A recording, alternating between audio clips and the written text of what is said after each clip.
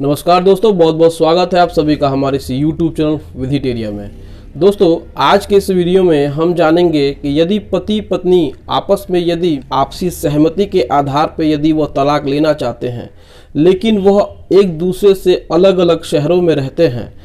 तो केस किस तरफ संस्थित किया जाएगा या फिर केस कहाँ पे ट्रांसफ़र किया जाएगा,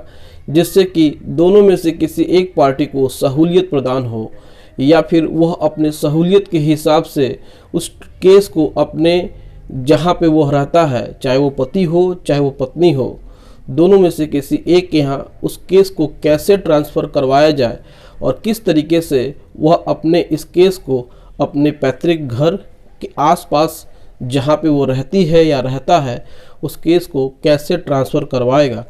आज के इस वीडियो में हम बात करने वाले हैं। साथ ही साथ सुप्रीम कोर्ट के एक डिसीजन के बारे में बात करेंगे, जिसमें कि उन्होंने कहा है कि यदि पति और पत्नी आपस में तलाक चाहते हैं और वह एक दूसरे से अलग अलग शहरों में रहते हैं, तो किस आधार पर केस को ट्रांसफ़र किया जा सकता है। आज के इस वीडियो में हम इन बातों को जानेंगे, तो बने रहिए इस वीडियो में शुरू से लेकर अंत तक। यदि आप हमारे इस चैनल पर नए हैं तो आप हमारे इस चैनल विधिटेरिया को सब्सक्राइब जरूर कर लीजिएगा, साथ ही साथ बेल आइकन दबा के नोटिफिकेशन भी ऑन कर लीजिएगा, ताकि आपको कानून से संबंधित लेटेस्ट जानकारियाँ इस चैनल के माध्यम से रोज मिलती रहे। तो चलिए दोस्तों, देखते हैं।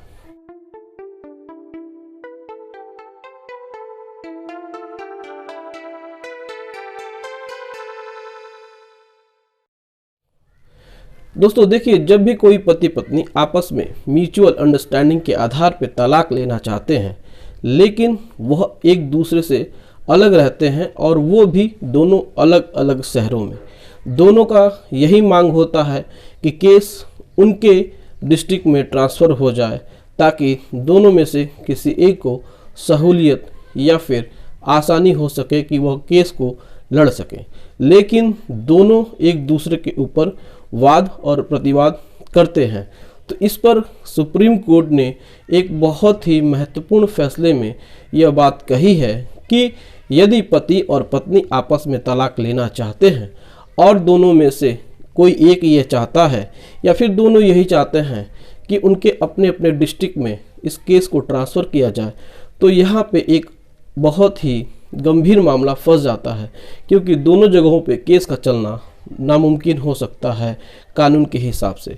तो हिंदू विवाह अधिनियम 1955 की धारा 21A यह सीधा प्रावधान करती है कि जो व्यक्ति यानी कि पति पत्नी में से जो सबसे पहले केस को ट्रांसफ़र करने की बात कहता है, और साथ ही साथ उसमें यह भी कहा गया है कि यदि उनमें से किसी के पास आय का कोई स्रोत नहीं है, मान लीजिए कि पत्नी कोई पैसा नहीं कमाती है या फिर पत्नी के पास किसी भी प्रकार का कोई आय का स्रोत नहीं है, जिसकी वजह से यदि केस पति के डिस्ट्रिक्ट में ट्रांसफ़र हो जाता है तो वहाँ पे पत्नी के लिए आने जाने का जो खर्च है वो कौन वहन करेगा। तो इस पर हाल ही में एक केस सुप्रीम कोर्ट में फाइल की गई थी। केस का नाम आपको डिस्क्रिप्शन बॉक्स में मिल जाएगा, साथ ही साथ स्क्रीन पे भी इस केस का नाम आपको दिखाई दे रहा होगा। तो इस केस में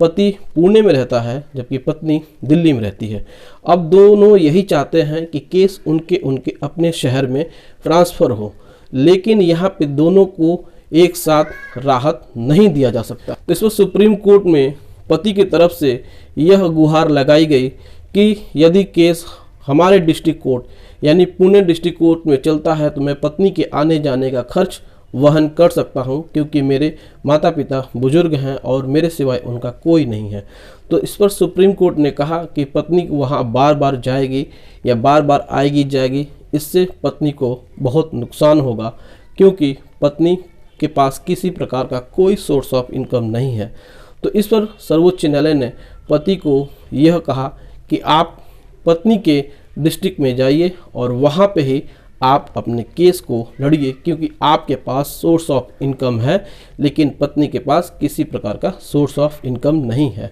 तो इस प्रकार से माननीय सर्वोच्च न्यायालय ने इस निर्णय में पत्नी के फेवर में जजमेंट दिया और हिंदू विवाह अधिनियम 1955 की धारा 21A के अंतर्गत